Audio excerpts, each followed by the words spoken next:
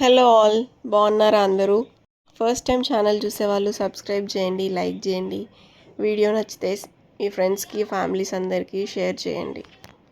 ఈరోజు యాదగిరిగుట్టకు వెళ్తున్నాము. ఉప్పల్ నుండి యాదగిరిగుట్టకు ఎలా వెళ్ళాము, ఆ తర్వాత దేవుణ్ణి దర్శించుకోవడం, ఆ తర్వాత మళ్ళీ ఫ్రీ బస్సెస్ ఎలా దొరుకుతాయి మనకి, ఆ తర్వాత అన్నదానం ఎక్కడుంటుంది, గుండం ఎక్కడుంటుంది, ఇవన్నీ కూడా ఈ వీడియోలో హైదరాబాద్లో ఉండేవాళ్ళు వేరే సిటీలలో ఎక్కడ ఉన్న వాళ్ళైనా సరే యాదగిరి గుట్టపైకి వెళ్ళాలనుకునే వాళ్ళు ఈ వీడియో చాలా బాగా హెల్ప్ఫుల్ అవుతుంది, చూడండి.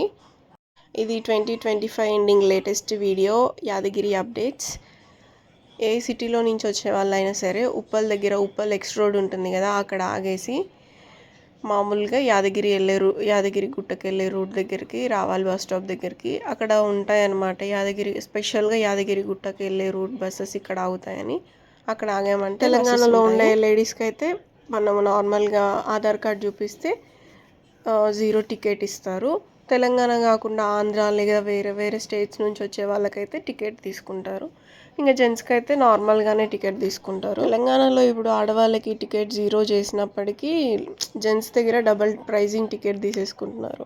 నేను ఈ వీడియో స్టార్టింగ్ నుంచి రికార్డ్ చేయలేదు. ఇక్కడ నుంచి వెళ్తూ ఉంటే కొబ్బరి చెట్లు అన్నీ వస్తున్నాయి, వ్యూ చాలా బాగుంది.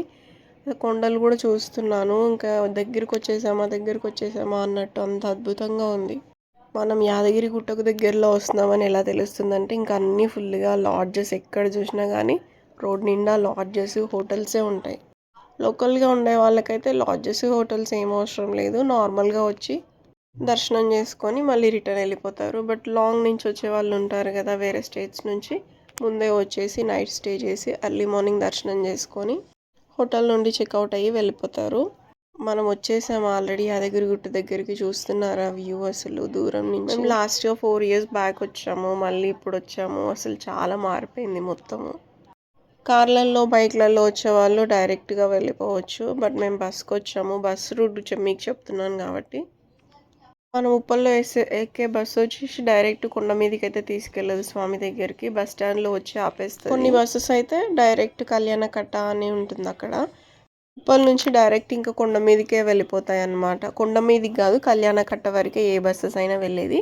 కొన్ని బస్సెస్ మాత్రం ఈ బస్ స్టాండ్లోనే ఆపేస్తే మళ్ళీ ఇక్కడ నుంచి మనం కళ్యాణకట్టకి వేరే బస్సు ఎక్కెళ్ళాలి. మేము ఎక్కిన బస్సు అయితే ఇంకా మధ్యలో దిగకుండా డైరెక్ట్ కళ్యాణకట్ట దగ్గరికి తీసుకెళ్ళిపోతుంది, బస్ స్టాండ్కి. అసలు ఎంటర్ అవుతుంటేనే ఆ వ్యూ ఎంత బాగుందో, ఇంకా ఎప్పుడు చూసేది స్వామిని అన్నట్టు. బస్సులో కొంచెం వెనకాల కూర్చోవడం వల్ల ఎక్కువగా వ్యూ క్యాప్చర్ చేయలేకపోయాను నేను. అదే మనం కార్లోనో లేదా బండిలోనో వెళ్ళింటే సూపర్గా వ్యూ క్యాప్చర్ చేసిండొచ్చు. అయినా నాకు వీలైనంత ఎక్కువగానే క్యాప్చర్ చేశాను, లాంగ్లో పెట్టి. మేము 4 years బ్యాక్ వచ్చినప్పుడు అయితే నడుచుకుంటూనే వెళ్ళాము ఇక్కడ గోపురం దగ్గర నుండి. అప్పుడైతే బస్సెస్ లేకుండే డైరెక్ట్ కొండ దగ్గరికి. ఇప్పుడైతే ఉన్నాయి, ఇప్పుడు కొత్తగా పెట్టారు ఫెసిలిటీ. ఇంకా మెట్ల దారి ఆల్రెడీ ఎక్స్పీరియన్స్ చేశాం కాబట్టి ఒకసారి బస్సులో కూడా వెళ్దామని బస్సులో వెళ్తున్నాము. బస్ స్టాండ్ నుంచి ఒక 1/2 గంట పడుతుంది కళ్యాణకట్ట వరకు. ఈ వ్యూ అయితే రామోజీ ఫిలిం సిటీ ఉంటుంది కదా, ఎంతమంది చూసారు మీలో? సేమ్ దానిలాగే సెటప్ లాగే అనిపిస్తుంది. అంత నీట్గా చాలా క్లాసీగా పెట్టారు. ఇప్పుడు వచ్చేసాం మేము కొండపైకి. వాహనం ప్రవేశం అనేసి ఇక్కడ ఇచ్చారు కదా బోర్డు. ఇక్కడ బస్ స్టాండ్లో పార్క్ చేస్తే ఫీజు అయితే తీసుకోరు, లేదు డైరెక్ట్ కొండపైకి వెళ్ళాలంటే మనం వాళ్ళకి ఎంట్రీ ఫీజు కట్టి వెళ్ళాలి. నాకైతే ఈ బస్సులో జర్నీ చేసినాక అదేదో చక్కగా గోపురం దగ్గర దిగి నడుచుకుంటూ పోవడం మేలు అనిపించింది. బస్సులో ఏందో తిప్పుతూనే ఉన్నారు, ఇంకా వస్తలేదు అనిపించింది. ఎందుకో బస్సులో అయితే చాలా నీరసం వచ్చినట్టు అనిపించింది. ఆ బస్సు ఇంకా తిప్పుతూనే ఉంది, ఇంకా మేము వెళ్ళే డెస్టినేషనే రావట్లేదని. మొత్తానికి అయితే ఈ కళ్యాణకట్ట దగ్గర మేము దిగేసాము. ఇక్కడ మేము వెయిట్ చేయాలి. నెక్స్ట్ ఇక్కడ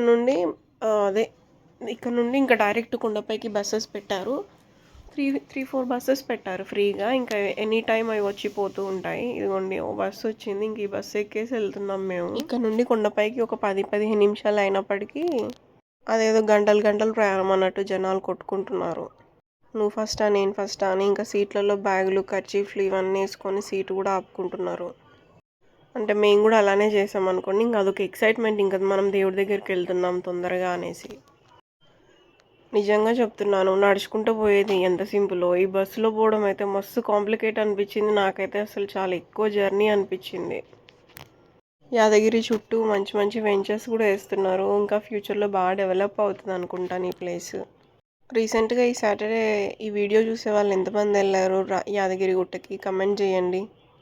నాకైతే ఈ కొండలు బండరాలు చూసినప్పుడల్లా వాటి పైకి ఎక్కాలనిపిస్తుంది, కానీ ఈ కొండపైకి బస్సులో వచ్చేసరికి ఇంకా వాటి మీద ఉన్న మూడు ఉత్సాహం అన్నీ పోయాయి. లోపలికైతే మొబైల్ ఫోన్స్ ఎంట్రన్స్ అలౌడ్ ఉండదు. టెంపుల్ లోపల అయితే చాలా బాగుంది. ఇక్కడ మనము మొబైల్ ఫోన్స్ ఇవ్వాలంటే ఒక్కొక్క మొబైల్ ఫోన్కి 10 రూపాయలు కట్టాలి. బెటర్ ఎంత అవసరమైతేనే మొబైల్ ఫోన్స్ తీసుకెళ్ళండి, లేదంటే లేదు. ఇదైతే మనం కంప్లీట్గా దర్శనం అయిపోయి బయటకు వచ్చాక మళ్ళీ వెళ్ళి మనము మొబైల్స్ తెచ్చుకొని ఇక్కడ ఫొటోస్ వీడియోస్ దిగొచ్చు. అన్నదానం వీడియో సపరేట్గా పెట్టాను, వెళ్ళి చూడండి.